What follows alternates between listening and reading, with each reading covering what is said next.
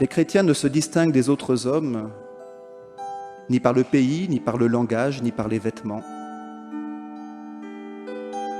Ils n'habitent pas des villes qui leur soient propres, ils ne servent pas quelques dialectes extraordinaires. Leur genre de vie n'a rien de singulier. Ce n'est pas à l'imagination ou aux rêveries d'esprits agités que leur doctrine doit sa découverte. Ils ne se font pas, comme tant d'autres, les champions d'une doctrine humaine. Ils se répartissent dans les cités grecques et barbares, selon le lot échu à chacun.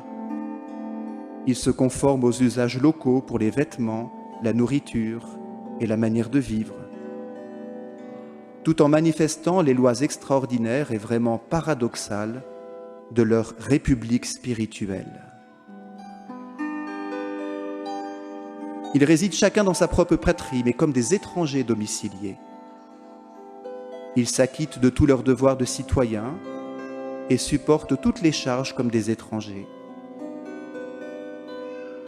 Toute terre étrangère leur est une patrie, et toute patrie leur est une terre étrangère. Ils se marient comme tout le monde. Ils ont des enfants, mais ils n'abandonnent pas leur nouveau-né. Ils partagent tous la même table, mais non la même couche. Ils sont dans la chair, mais ils ne vivent pas selon la chair. Ils passent leur vie sur la terre, mais ils sont citoyens du ciel. Ils obéissent aux lois établies, et leur manière de vivre l'emporte en perfection sur les lois. Ils aiment tous les hommes et tous les persécutent. On les méconnaît, on les condamne, on les tue et par là ils gagnent la vie. Ils sont pauvres et enrichissent un grand nombre. Ils manquent de tout et ils surabondent en toutes choses. On les méprise et dans ce mépris ils trouvent leur gloire. On les calomnie et ils sont justifiés. On les insulte et ils bénissent.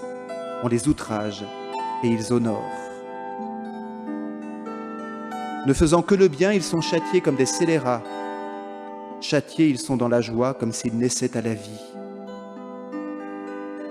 Les Juifs leur font la guerre comme à des étrangers, ils sont persécutés par les Grecs, et ceux qui les détestent ne sauraient dire la cause de leur haine.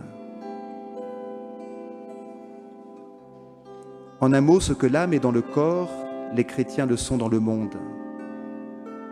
L'âme est répandue dans tous les membres du corps, comme les chrétiens dans les cités du monde. L'âme habite le corps, et pourtant elle n'est pas du corps, comme les chrétiens habitent le monde, mais ne sont pas du monde. Immortelle, l'âme habite dans une tente mortelle. Ainsi les chrétiens campent dans le corruptible, en attendant l'incorruptibilité céleste. L'âme devient meilleure en se mortifiant par la faim et la soif.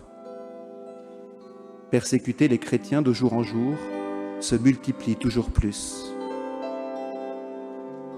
Si noble est le poste que Dieu leur a assigné, qu'il ne leur est pas permis de le déserter.